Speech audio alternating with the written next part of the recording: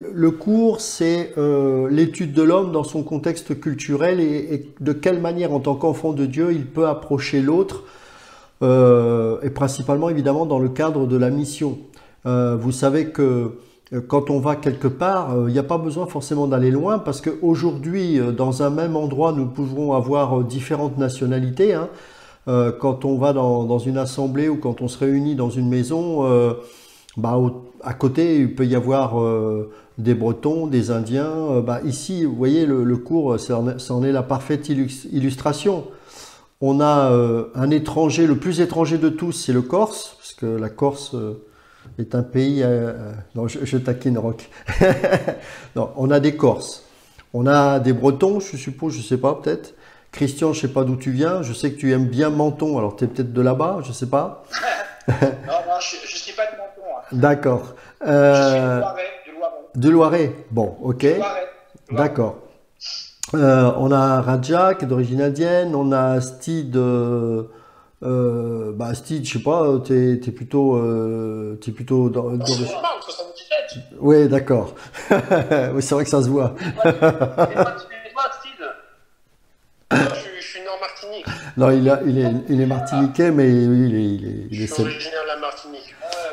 Voilà. voilà. Alors, quoique par expérience, moi j'ai vu quand j'ai eu l'occasion de gérer les assemblées, c'est pas toujours évident. J'ai eu beaucoup autour de moi de gens d'origine ivoirienne, congolaise. Alors, le Congo, c'est grand.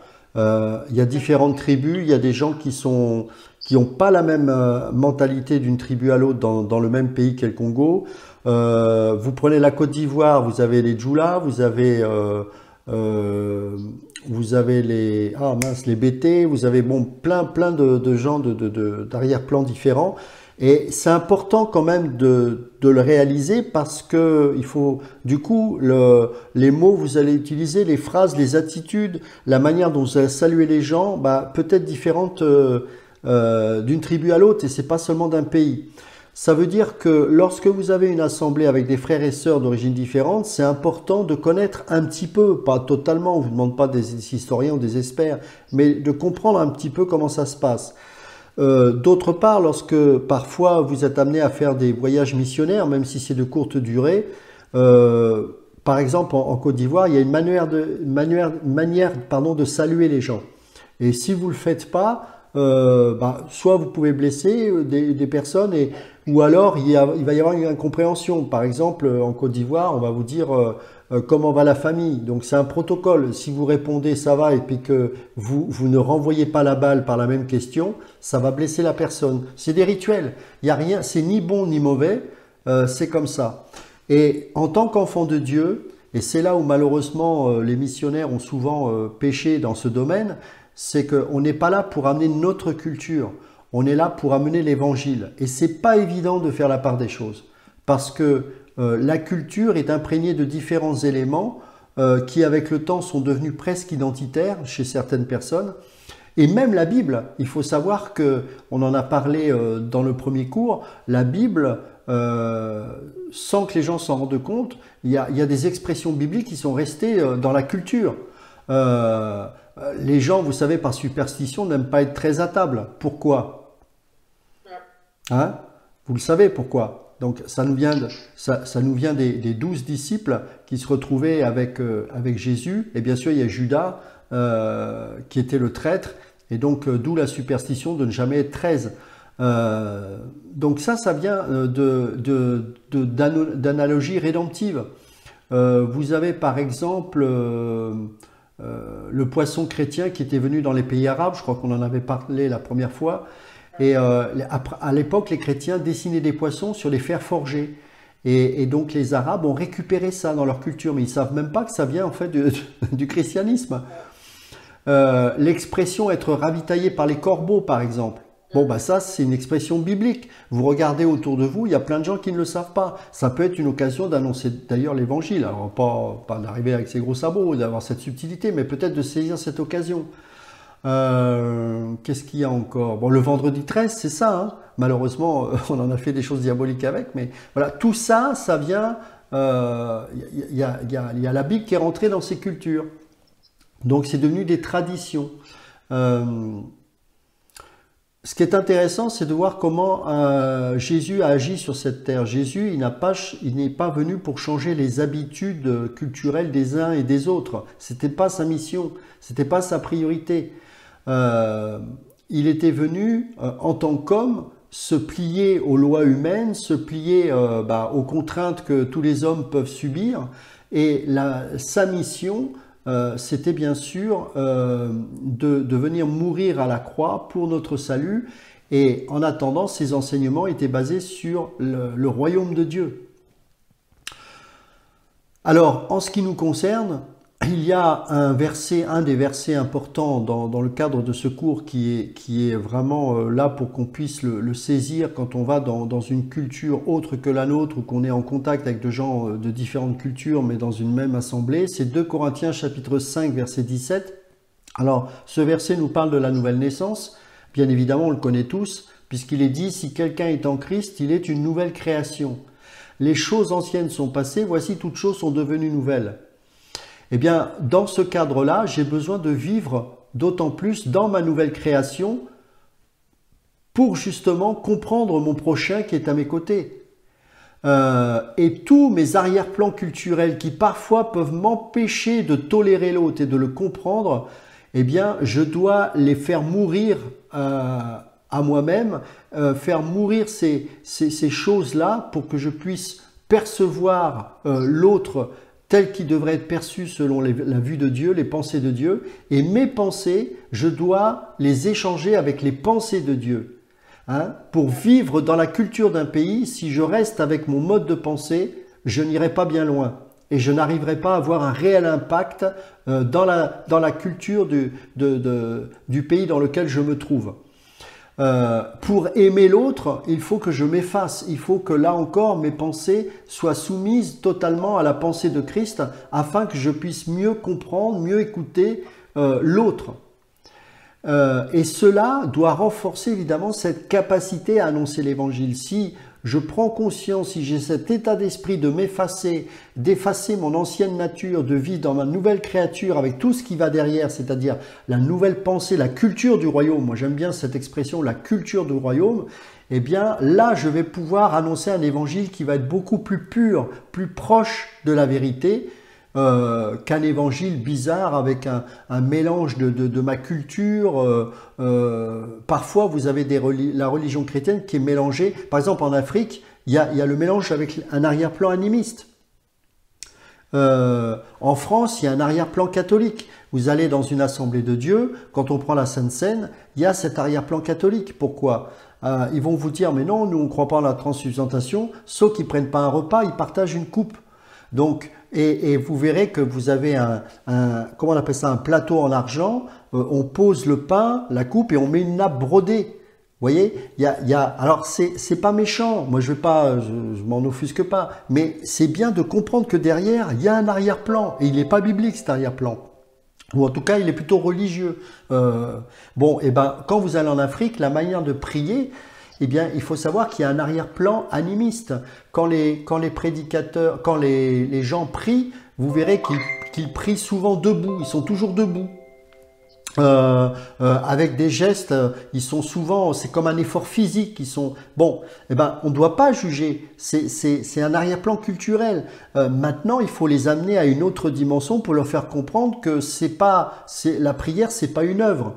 Donc, si on comprend l'arrière-plan animiste et si on étudie l'animiste, on va comprendre pourquoi ces gens-là prient ainsi. C'est parce que chez les animistes, il y a différents niveaux d'esprit.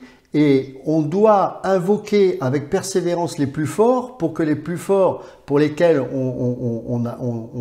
on vénère, on a une adoration, puissent avoir une puissance sur les esprits qui sont plus faibles. Et ainsi, on n'est pas assujetti à l'esprit qui va sur nous pour nous attaquer et qui a été amené par le voisin. C'est important de comprendre ça, parce que quand vous comprenez ces arrière-plans, vous comprenez pourquoi, quand beaucoup d'Africains prient, on a l'impression que ce sont des œuvres et qui peuvent faire changer le destin de Dieu par la prière, par des choses comme ça. Vous voyez ? Donc, c'est vraiment passionnant de comprendre ces choses. Le français, lui, c'est tout le contraire. il y a une forme de passivité qui n'est pas forcément bonne. Pourquoi? Parce qu'elle est liée à une espèce de, comment on appelle ça, de providence excessive qui nous vient de la religion catholique. On est plus dans la transe, dans l'extase, etc. Chez les Indiens, bon, Raja pourrait peut-être en parler un peu plus, il y a aussi un travers comme ça qui est lié à l'hindouisme. Donc, quand l'évangile arrive comme ça et que la parole n'est pas clairement apportée et qu'on ne forme pas correctement les gens, il va toujours rester un arrière-plan culturel et un mélange avec notre foi. Alors là, par contre, contrairement à une culture d'un pays où quelque part, à partir du moment où elle va pas à l'encontre de Dieu, c'est pas un souci. Il y a des fois la culture va contre la parole et là auquel cas nous devons y résister, mais des fois c'est pas nécessaire. Mais dans l'Église, il y a des choses comme ça qui nous restent et qui nous empêchent pleinement d'être vraiment correctement bibliques. Et c'est pour ça qu'il faut connaître ces arrière-plans-là pour pouvoir, lorsqu'on est pasteur ou même un frère et sœur dans une assemblée, rectifier le tir.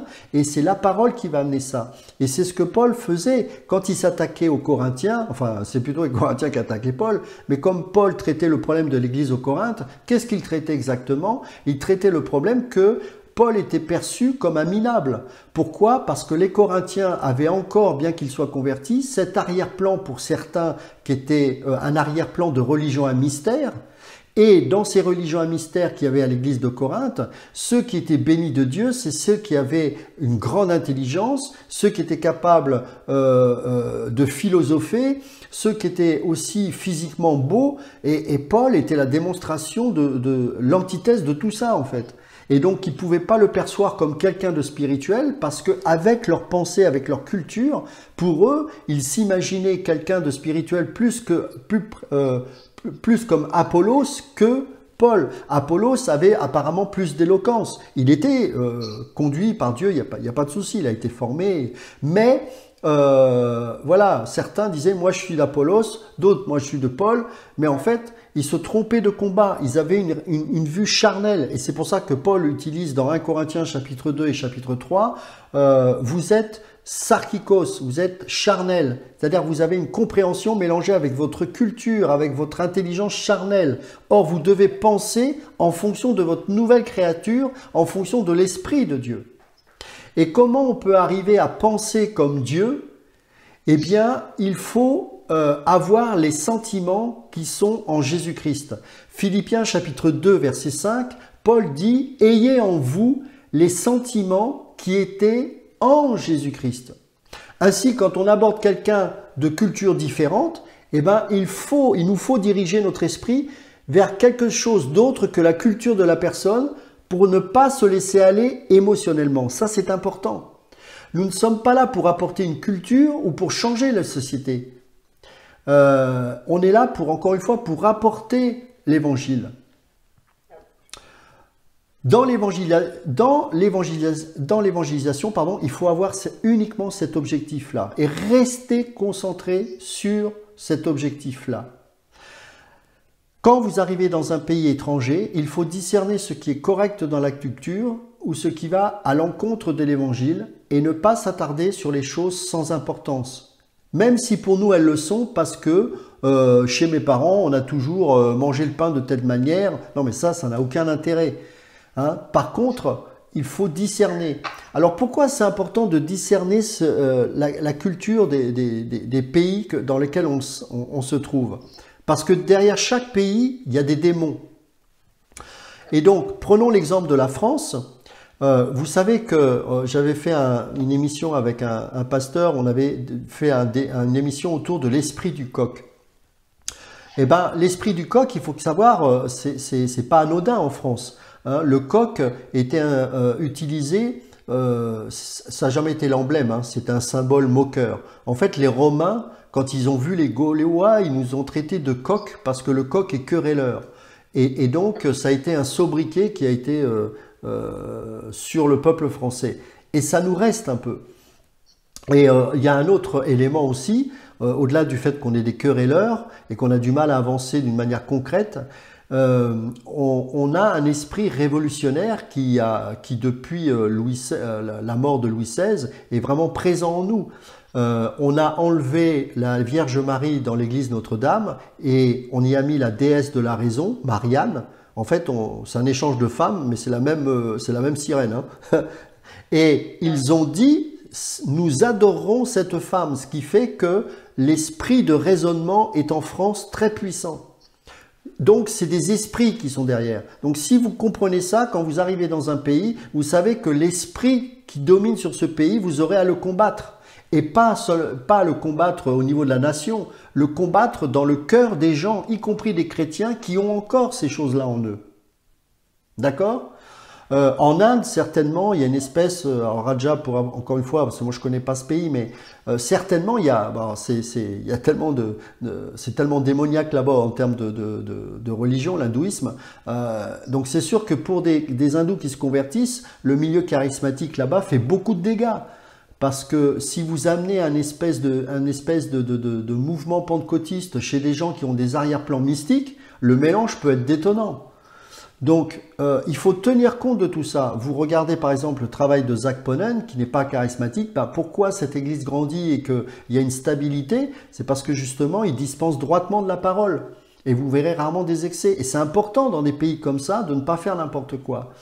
Je me souviens d'un jour où Jeunesse en Mission était parti en Afrique faire le tour de l'Afrique francophone, l'Afrique de l'Ouest pour évangéliser.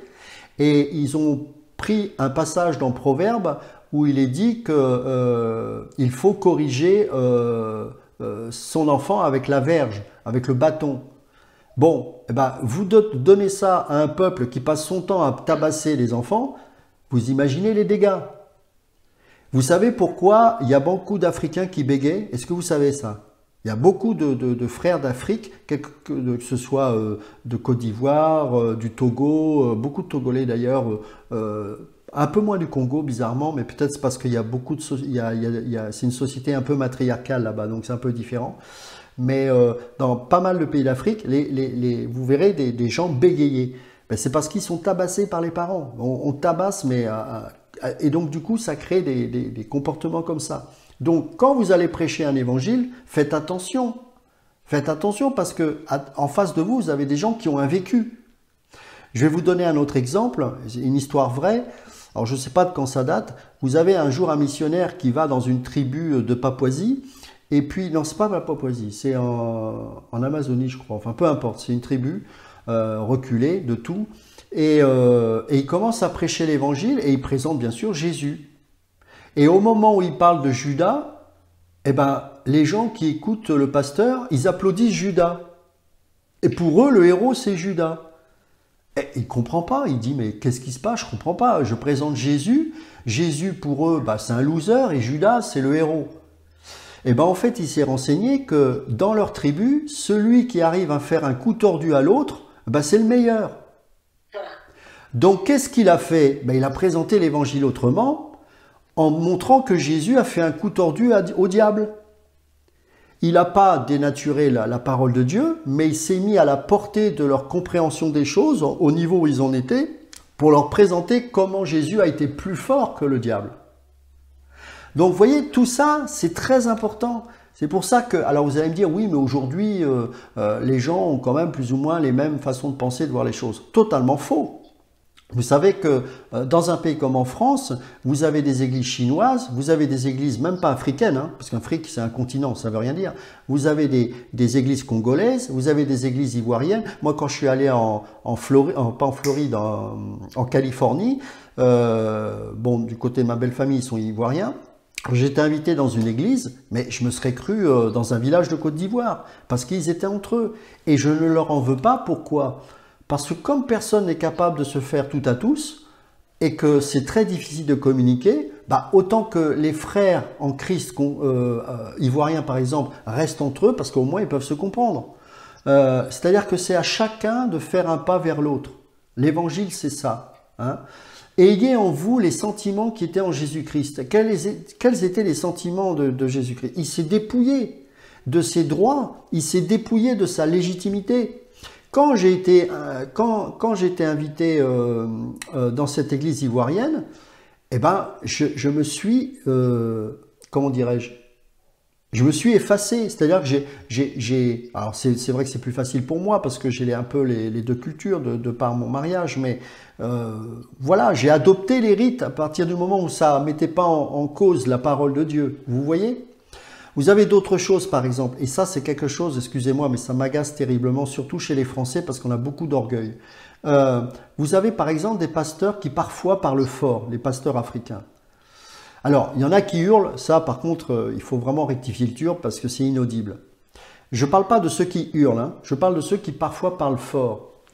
Mais c'est culturel, mais on doit être capable d'entendre Dieu nous parler au travers d'une voix qui est un peu forte, comme aussi quelqu'un qui a une voix plus douce. Par exemple, moi qui n'ai pas ce type de voix, ou rarement, ça m'arrive de le faire. Si je suis dans un contexte où il y a beaucoup d'Africains, je change ma manière de prêcher. Pourquoi? Parce que je me plie à l'auditoire. Ce qui compte, c'est j'adapte ma manière de parler de manière à ce que le message qui est le plus important, qui est le fond, puisse passer. Si je dois parler fort pour qu'il passe, parce que les gens ne comprennent que quand ça parle fort, je parlerai fort. Je ne parle pas d'hurler, je parlerai fort. S'il y a des gens qui ne supportent pas, je parlerai plus doucement.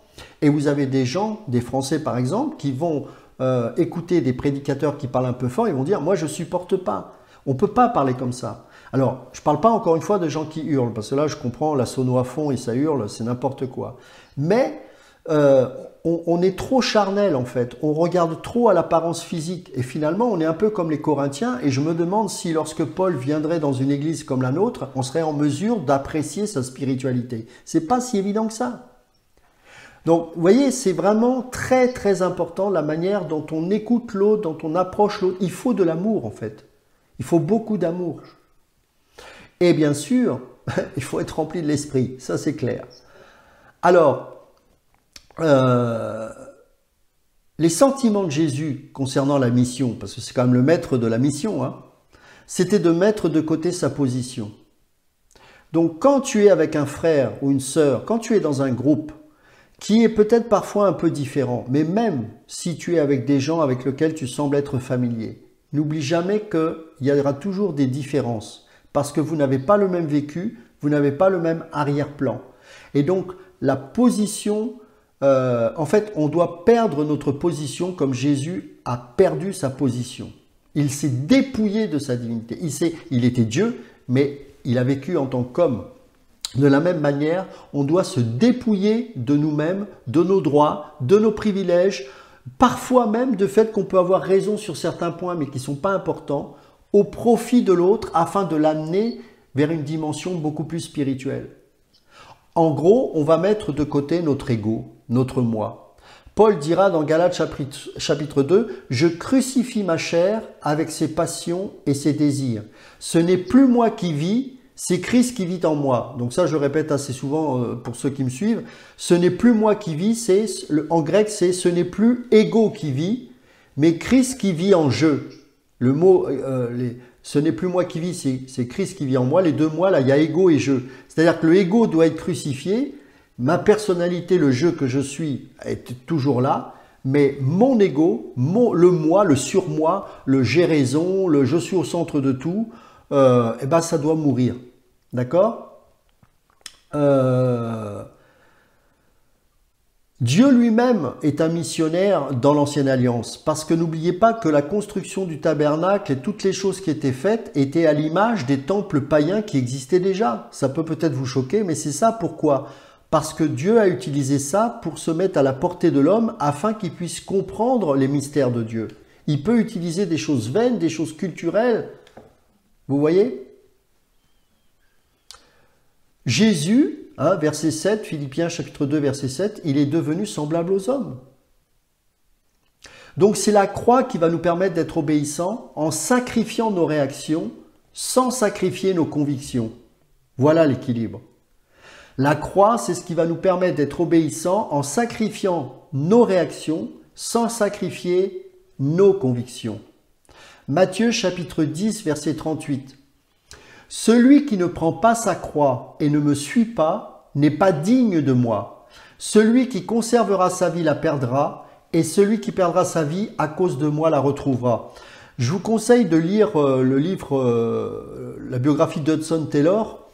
où vous avez vraiment l'exemple type du missionnaire qui a pris sa croix et qui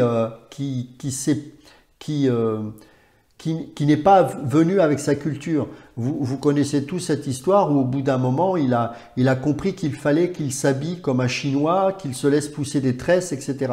Et à un moment donné, il y a des missionnaires qui viennent d'Angleterre, qui viennent l'accompagner en Chine et qui veulent travailler dans le cadre missionnaire avec lui. Sauf que quand ils voient habillé comme ça, bon, ils sont pas convaincus et il commence à y avoir une lutte.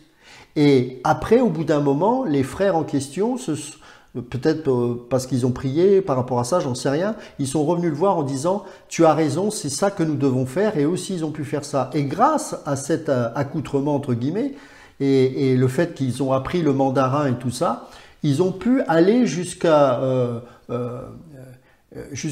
fin fond, au centre de la Chine. Il faut savoir qu'avant les missionnaires au 19e siècle se localisaient dans les ports, les colonies, mais dans les ports anglais, mais ils n'ont jamais été au-delà.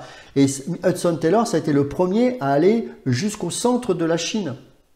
Et on ne pouvait pas y aller à l'époque comme ça, en débarquant avec un costume occidental. Hein. Donc voilà, moi je connaissais une personne qui était musicienne, qui a appris la musique des griottes, et il a adapté cette musique-là pour prêcher l'évangile. Et comme ça, il a pu gagner plein de villages maliens.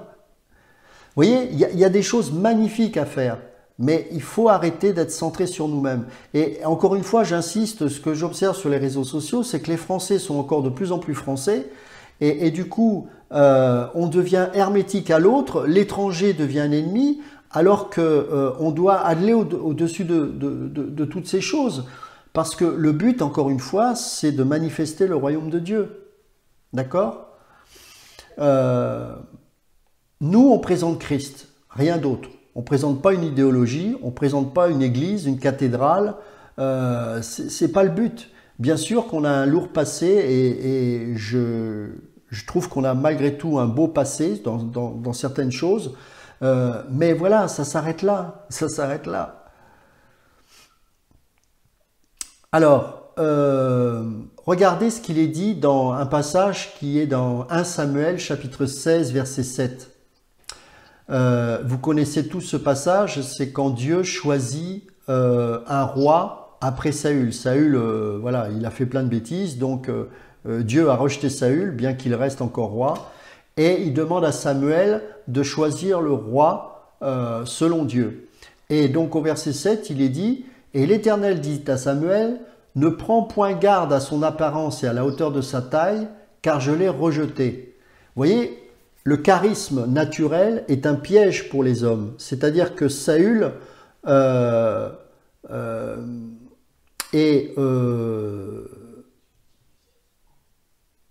d'ailleurs, je dis des bêtises, c'était pas Samuel, c'était un des frères de David, excusez-moi, je dis des bêtises. Mais enfin, Saül était grand aussi, d'ailleurs, on peut utiliser cet exemple.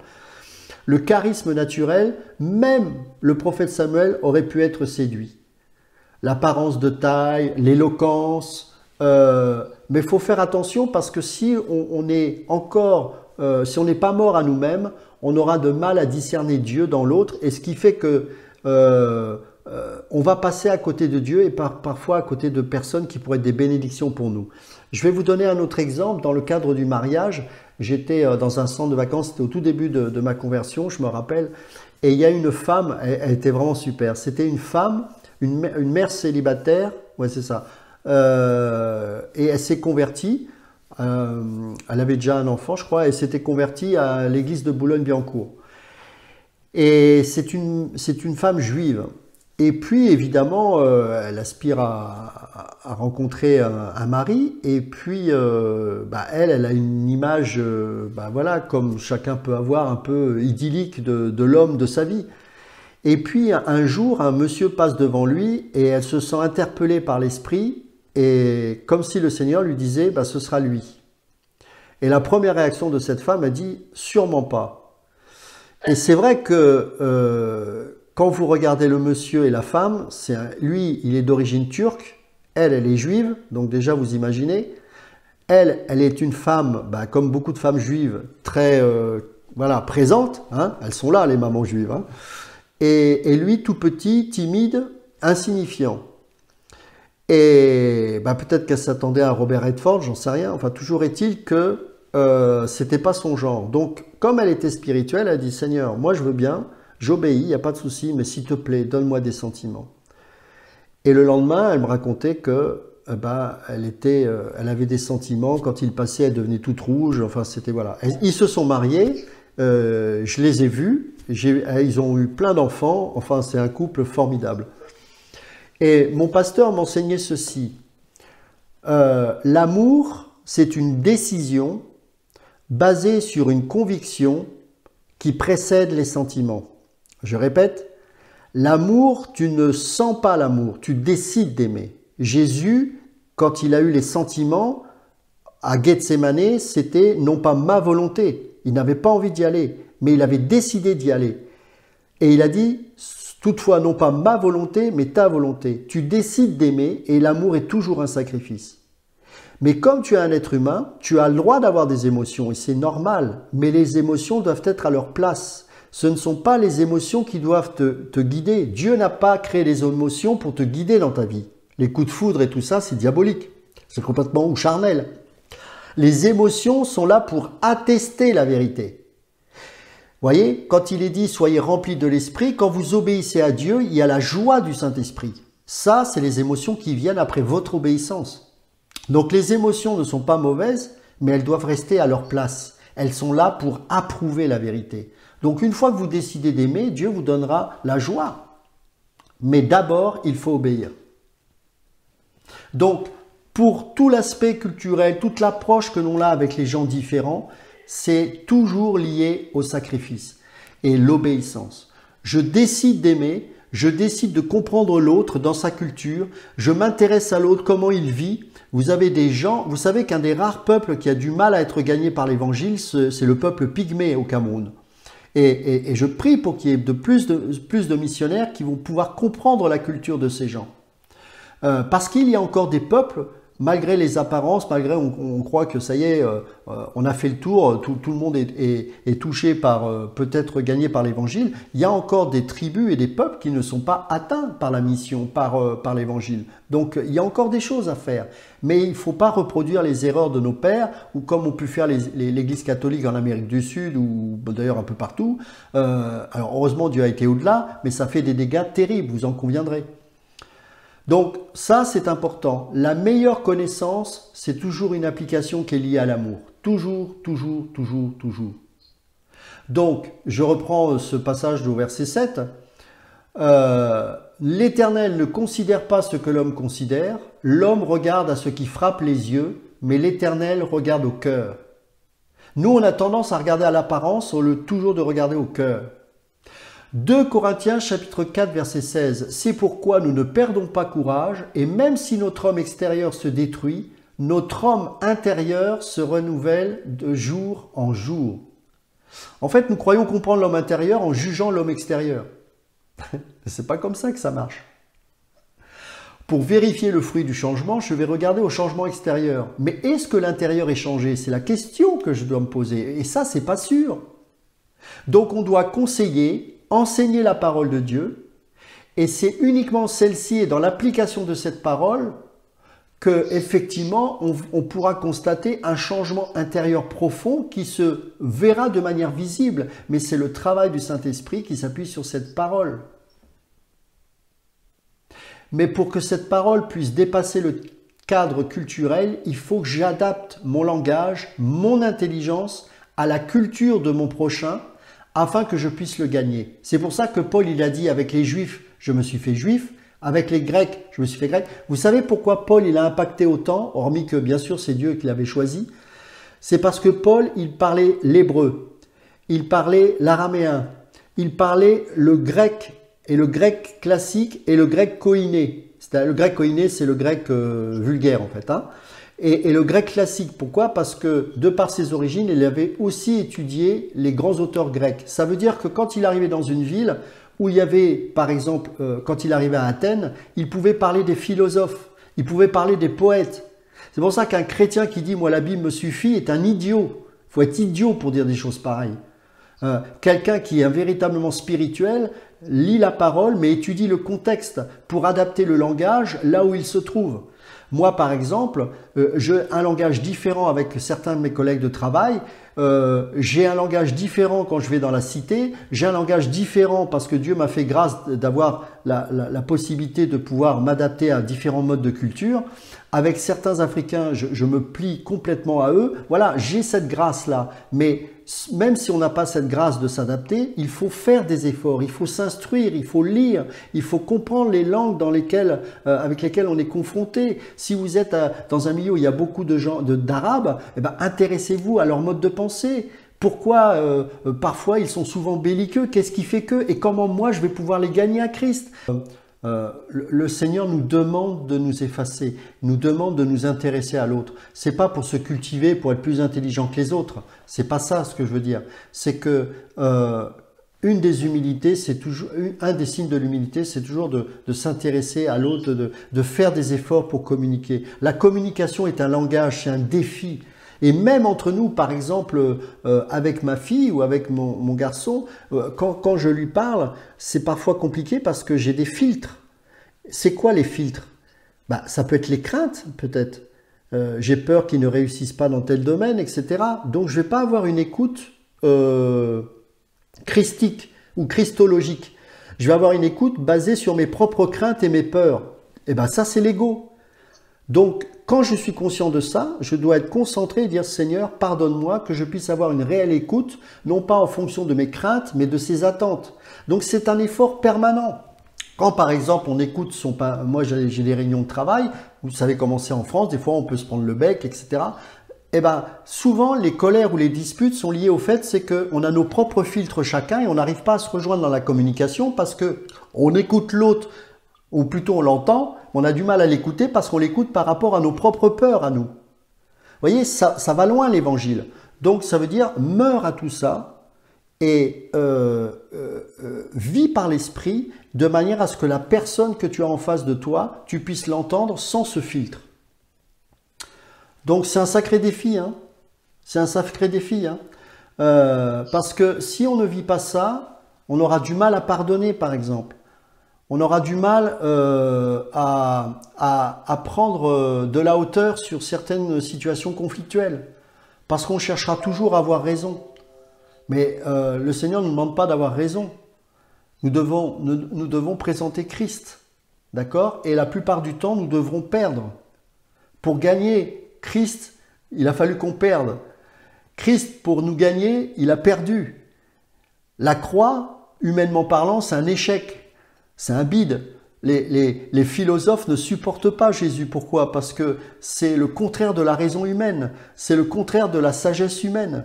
Quelqu'un qui meurt, un Dieu qui meurt, c'est pas possible. Donc vous voyez, nous on a cet esprit en nous. Quelque chose qui est une folie, un scandale pour le monde. Donc, et c'est ça le miraculeux, et c'est ça qui va nous faire gagner des âmes. Par exemple, il y a je me rappelle plus de son nom, j'avais lu son livre, c'était magnifique. C'était un chrétien qui a, je crois, pendant 20 ou 30 ans, il a été enseignant dans une université, je crois que c'était en Inde d'ailleurs, et oui, c'était en Inde. Et le gars, mais pas connu, hein, c'est pas Moody, c'est pas John Wesley, non. C'est un gars qui enseignait à la fac et le soir de 20h à minuit, à la lumière de la bougie, il a traduit la Bible. Vous savez en combien de dialectes et langues? 600 langues, 600 dialectes. Alors je parle du Nouveau Testament. Hein. Et un jour, des missionnaires ont retrouvé des chrétiens en Himalaya. Ils se sont dit, mais d'où est-ce qu'ils ont pu entendre l'évangile? Et vous savez ce qui s'est passé? Ils avaient trouvé un Nouveau Testament traduit en sanskrit et c'était ce monsieur-là qui avait fait ce travail. Vous voyez, il n'était pas préoccupé par rapport à son ministère ou à sa gloire. Dieu lui a donné une intelligence pour les langues et donc il a utilisé ce don et le soir, en rentrant du travail, à la lueur de la bougie, il est mort d'épuisement. Il a fait ça pendant 20 ou 30 ans, je crois. Et il a fait des tas de traductions et toute l'Inde a été impactée par la suite grâce à cet homme. Un autre grand chirurgien, et c'était un chrétien qui a découvert la lèpre, enfin comment soigner la lèpre ou éviter plutôt que, vous savez, les gens et les membres coupés, etc.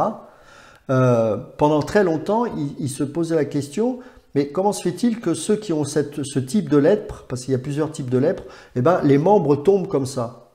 Et en fait, il s'est aperçu que c'est pas la lèpre qui provoquait directement ce phénomène que les membres tombent, c'est que la lèpre rende les membres insensibles à la douleur. Et ce qui fait que quand un lépreux se brûle, il ne le sent pas, donc il peut se brûler jusqu'à ce que le membre tombe, quoi. Un rat peut manger son orteil, il ne le sentira pas, parce que comme le membre est mort et qu'il n'y a plus de... Et donc, quand il a compris ça, il a pris des dispositions pour que justement les lépreux puissent éviter d'être soit brûlés, soit au contact. Voilà, donc il a créé des systèmes d'alarme, d'alerte, etc. Donc, mais pour en arriver là, il fallait avoir l'esprit de Christ. Pourquoi? Parce qu'il a fallu aimer le lépreux. Il a fallu passer du temps avec eux. Il a fallu qu'ils vivent avec eux pour voir, mais comment ça se fait qu'on ne voit jamais ses membres tomber d'eux-mêmes, mais que c'est après qu'on réalise qu'il a un pouce ou un orteil en moins. C'est en dormant avec eux, parmi les pauvres, qu'il a vu que les rats commençaient à grignoter leurs membres. Mes amis, c'est ça l'évangile. C'est pas parler en langue et puis prier pour que toute la foule balance par terre les cannes. Hein. C'est beaucoup plus beau et plus profond que ça. Hein. Donc, l'anthropologie, c'est ça, mes amis. Alors, fin de la deuxième session.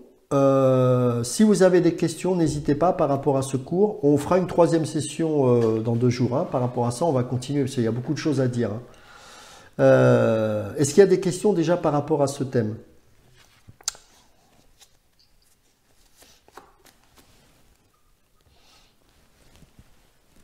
C'est bon? Est-ce que c'est clair pour vous? Ça vous va? C'est bon? Vous savez Oui, c'est clair. Ok. Alors, maintenant on va revenir aux questions qui m'ont été posées. Alors, je vais commencer par... attendez, j'essaie de reprendre les questions. Voilà. Donc, il y a alors, il y a plusieurs questions de Rock. Alors, attendez. Ah oui, d'accord. Alors, c'est vrai qu'à un moment donné, j'ai parlé d'un pasteur canadien et j'ai utilisé le terme démonisé. Du coup, la question qui me pose, c'est est-ce qu'un chrétien véritable peut être démonisé? Alors, personnellement, je ne pense pas qu'il puisse être possédé. Non, un chrétien peut pas être, enfin, un né de nouveau, parce que chrétien, ouais, ça veut tout et rien dire, mais quelqu'un qui est né de nouveau, qui est enfant de Dieu, peut pas être possédé. Il peut être sous l'influence démoniaque, c'est pour ça que j'utilise le terme démonisé, c'est-à-dire qu'il est sous influence démoniaque. Mais évidemment, un chrétien ne peut pas être possédé. L'esprit qui est en lui ne peut pas cohabiter avec l'esprit du diable. Simplement, il faut savoir ce que c'est qu'être possédé. Un possédé, c'est quelqu'un qui est dans l'incapacité de se contrôler et qui est dominé par un esprit démoniaque. C'est-à-dire que le démon fait ce qu'il veut de lui. D'accord? C'est ça une possession. Hein. Maintenant, vous pouvez avoir des gens qui sont sous influence démoniaque. C'est-à-dire que, par exemple, vous avez des chrétiens qui ont encore un problème et qui luttent, par exemple, avec la boulimie, qui luttent avec la masturbation, qui luttent... Donc là, il y a un travail de fond à faire avec la personne. C'est souvent lié à des blessures d'âme. Et donc, c'est la parole, le temps dans la prière, etc., qui fait que cette personne va commencer à être délivrée, entre guillemets. C'est pas délivrance par rapport à un démon, mais délivrée de cette influence démoniaque. Voilà, parce qu'il y a des influences. C'est pour ça que Pierre dira... résister au diable. Hein. Il ne faut pas lui ouvrir des portes, ne pas lui donner accès, parce que si on lui donne accès, on va être sous son influence. On ne sera pas possédé, bien évidemment, mais on va être sous une influence.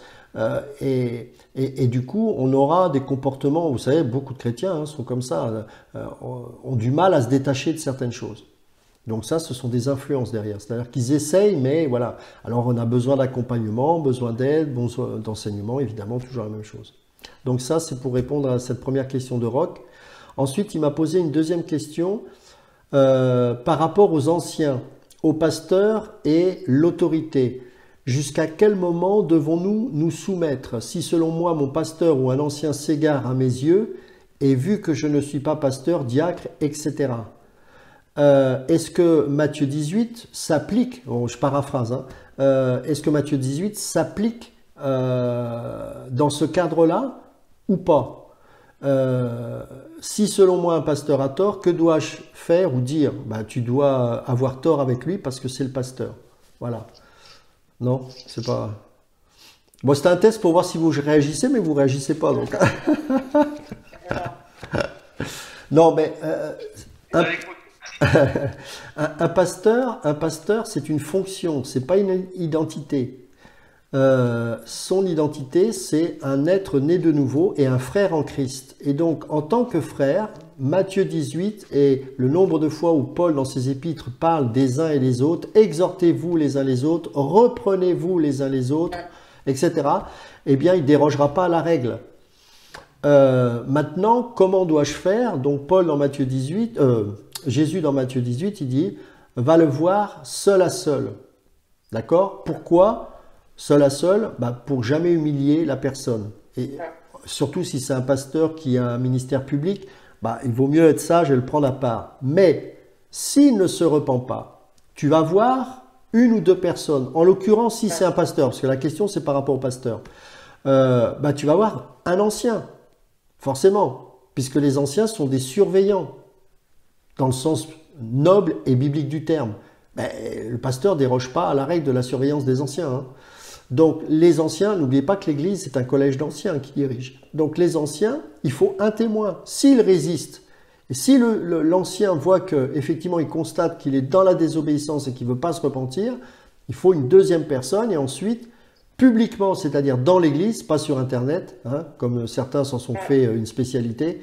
Hein, c'est scandaleux le comportement des chrétiens. Vous savez, les musulmans, vous verrez jamais un salafiste, un intégriste pourtant, qui sont des fous furieux, dénigrer son frère musulman sur Internet.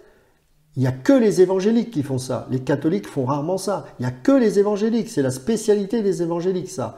On dénigre les pasteurs. Et moi, je ne cite jamais des noms sur Internet. Je peux parler de certaines choses, mais pourquoi? Parce que ces messieurs-là ont des femmes, ont des enfants. Et surtout, le monde nous observe. Les anges nous regardent. Et ces choses-là doivent se régler dans la maison de Dieu. D'accord? Donc, il n'est pas normal qu'on déballe n'importe quoi sur Internet, sachant que c'est accessible par des musulmans. Alors, ils doivent bien rigoler nous concernant. D'ailleurs, ils rigolent, d'ailleurs.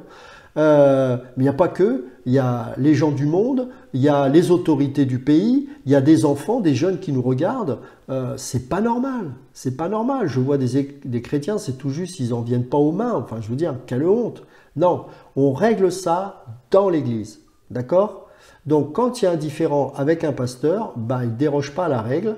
Et si il s'entête dans sa désobéissance, eh ben, on doit, dans l'Église, aux yeux de tous, le discipliner. Voilà.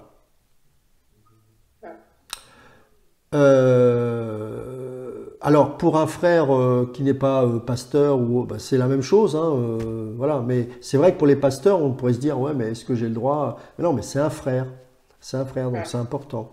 Il est sujet à la discipline. Et d'ailleurs, je ne sais pas si vous vous rappelez, c'est plutôt pour les anciens comme moi, mais vous avez dû entendre parler des péchés d'adultère. Enfin, c'est plus que ça. Il allait régulièrement voir des prostituées. Et juste avant ses campagnes d'évangélisation, c'était Jimmy Swaggart.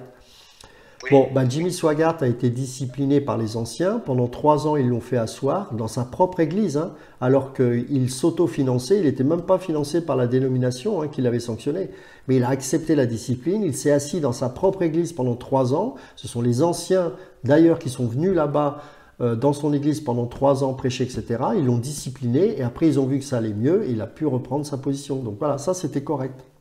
C'est comme ça que ça devrait fonctionner. D'accord ? Après, donc, je vais passer à la question... Christian, voilà. Alors, Christian, alors, qu'est-ce que tu m'as dit? Oula, c'est long, hein. Alors, attends, j'ai écouté... Ah oui, donc il m'a dit qu'il a écouté le live du 8 avril et quelque chose, effectivement, l'a interpellé. C'est dans Galates chapitre 6, verset 16, où il est écrit « Paix et miséricorde sur tous ceux qui suivent cette règle et sur l'Israël de Dieu ». Donc il me fait le commentaire suivant. Tu dis que nous sommes l'Israël de Dieu. Moi je pense plutôt qu'il voulait parler de l'Israël converti au Messie. Donc il cite Psaume chapitre 125 verset 5. Il est dit que la paix soit sur Israël. Et il cite 1 Corinthiens chapitre 10 verset 32. Ne soyez en scandale ni aux Grecs, ni aux Juifs, ni à l'Église de Dieu. Israël reste Israël et l'Église n'est pas Israël. Bon, ça c'est toi qui rajoutes ça. D'accord. Oui, Ouais, parce que t'as pas fermé le guillemet, c'est pour ça que je comprends. D'accord. Ce sont, à mon avis, deux entités différentes et Dieu a un plan pour son ancien peuple terrestre. Qu'en penses-tu, etc. D'accord. Alors, je vais tenter de répondre à ça. C'est une question un peu compliquée parce que il y a beaucoup de positions par rapport à cette histoire. Bon, je vais déjà rester dans le texte ici présent et me rapporter à d'autres textes pour bien expliquer pourquoi je dis ça. Je ne suis pas un adepte de la théorie du remplacement. Déjà, je te rassure, Ah, c'est bien. c'est ma position. Maintenant, Oui, je- organiste. j'ai lu le, le- le- le bouquin de Alfred Kuhn qui, lui, est un adepte de la théorie du remplacement et honnêtement, ses arguments tiennent autant que les miens, hein. Donc, je me garderai bien de lui dire qu'il a tort et j'ai raison. Mais c'est ma position aujourd'hui. Voilà. Moi, j'estime que c'est pas si évident que ça, cette histoire. Maintenant, par rapport à ça, là, par contre, c'est plus simple à comprendre. Donc, on va reprendre le verset, effectivement. Donc, Galates chapitre 6, verset 16. Donc, c'est les derniers versets hein, de la lettre aux Galates. Paix et miséricorde sur tous ceux qui suivront cette règle et sur l'Israël de Dieu. Donc, effectivement, c'est bien et, puisque en grec, c'est le mot kai qui veut dire et.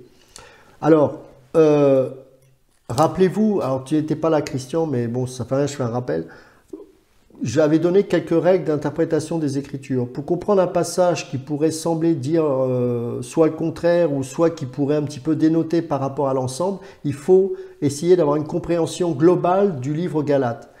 Donc, la compréhension globale, c'est les judaïsants viennent influencer les chrétiens. Paul est en train de les redresser et par la doctrine en leur disant ce n'est pas en se soumettant à la loi que vous allez pouvoir être déclaré enfant de Dieu et que personne ne peut répondre aux exigences de la loi, quand bien même elle soit bonne, bien évidemment. Il traite de la circoncision et de l'incirconcision. Et dans tout ce contexte-là, il finit la salutation en disant effectivement paix et miséricorde sur tous ceux qui suivront cette règle et sur l'Israël de Dieu. Alors qu'est-ce qui me fait penser que c'est nous dans ce cadre-là?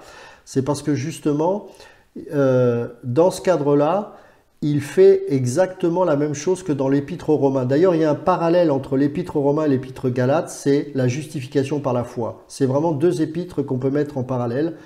Alors évidemment, dans Galates, il traite plus le légalisme, mais il y a quand même la même thématique qui est développée.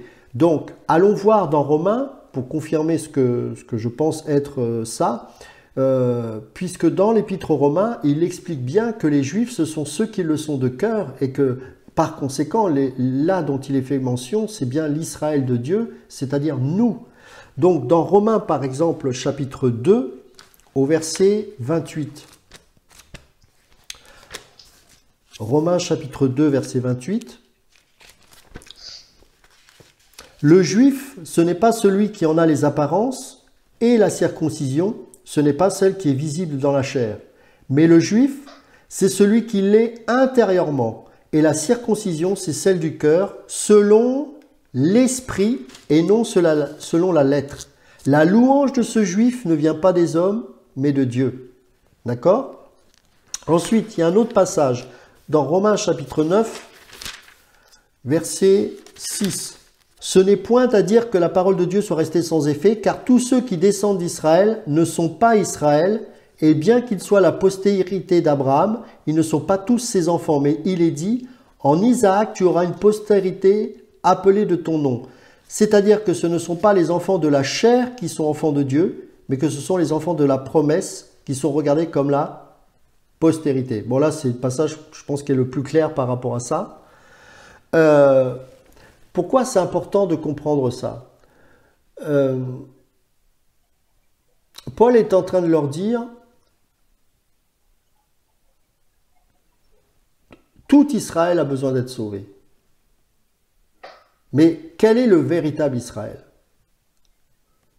Si on devait accepter que Israël vive en parallèle, à quoi aurait servi la mort de Christ?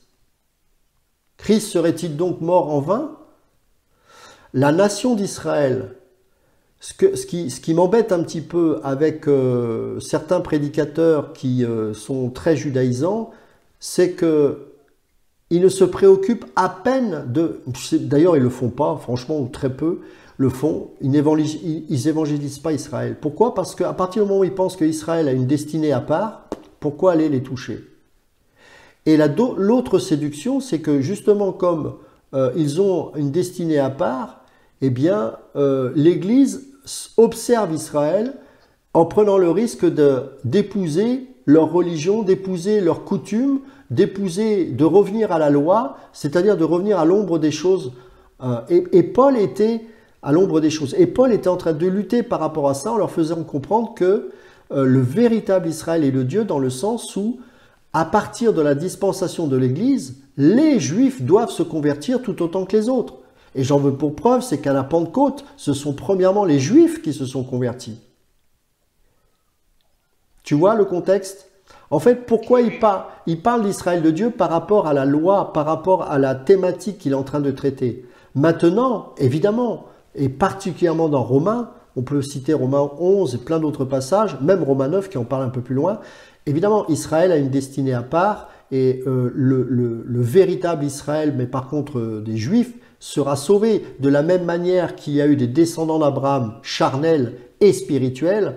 Eh ben, le spirituel que nous sommes, les charnels qu'ils sont deviendront pour ceux qui sont élus de Dieu spirituels un jour. Mais un juif qui meurt dans l'état actuel sans Christ va en enfer. Faut appeler un chat, d'accord? Donc l'Israël de Dieu, c'est quelqu'un qui est né de nouveau.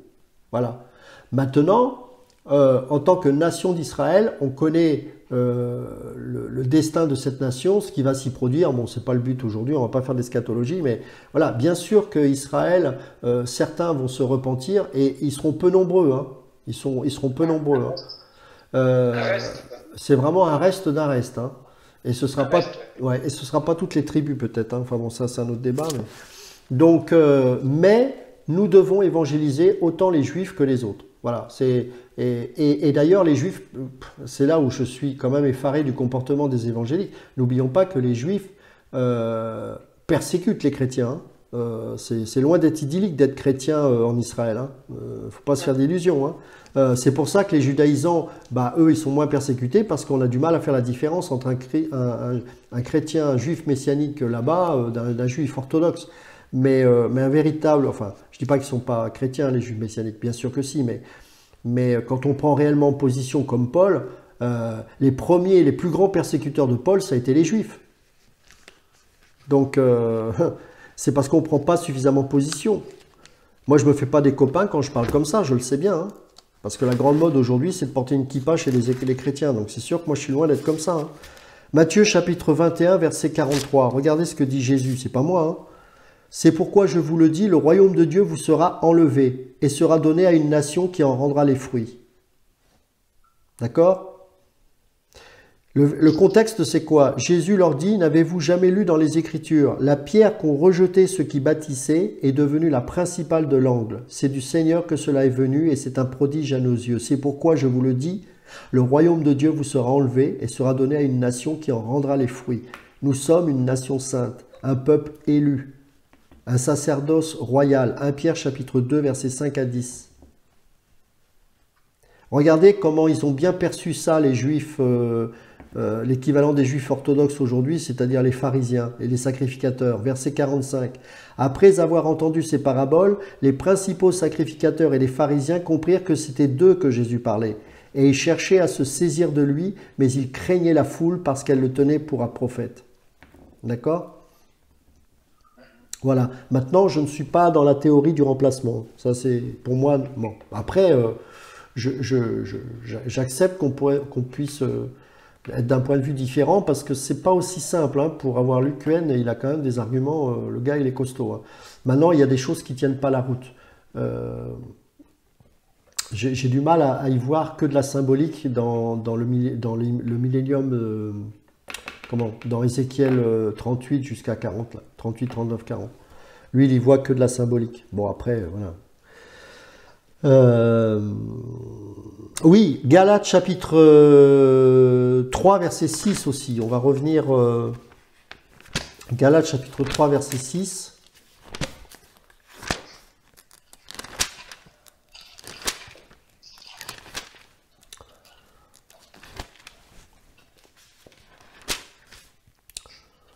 Comme Abraham crut à Dieu et que cela lui fut imputé à justice, reconnaissez donc que ce sont ceux qui ont la foi qui sont fils d'Abraham.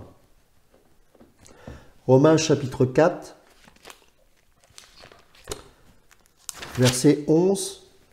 Et il reçut le signe de la circoncision comme sceau de la justice qu'il avait obtenu par la foi quand il était incirconcis, afin d'être le père de tous les incirconcis qui croient, pour que la justice leur soit aussi imputée. Et le père des circoncis qui ne sont pas seulement circoncis, mais encore ceux qui marchent sur les traces de la foi de notre père Abraham quand il était incirconcis. Verset 16, c'est pourquoi les héritiers le sont par la foi, pour que ce soit par grâce, afin que la promesse soit assurée à toute la postérité, non seulement à celle qui est sous la loi, mais aussi à celle qui a la foi d'Abraham, notre père à tous, selon qu'il est écrit, je t'ai établi père d'un grand nombre de nations. En fait, sous l'âge de l'Église, là, l'ère de l'Église, Dieu ne voit qu'un seul peuple en Christ. C'est pour ça que Paul dira qu'il n'y a plus ni homme, ni femme, ni juif, ni grec. Alors ceux qui utilisent ce passage pour dire que l'homme n'a plus le ministère d'autorité parce qu'on est tous égaux, il faudrait peut-être apprendre à relire la Bible correctement. Ce n'est pas le contexte. C'est par rapport au salut, par rapport à la foi, où il n'y a plus ni homme, ni femme, ni juif, ni grec. Jusqu'à ce que je sache, encore aujourd'hui, il y a des hommes et des femmes. Donc, faut pas dire, vous voyez, mais les gens prennent la parole par rapport à leurs blessures, par rapport au cours qu'on a enseigné tout à l'heure. Ça revient un peu à ça. On a des filtres, on a des blessures. Il y a le féminisme, il y a le machisme aussi chez les hommes. Il y a toutes ces choses qui fait que on prend la parole, non pas avec intégrité, mais avec nos propres blessures. Et forcément, on a des filtres, vous voyez.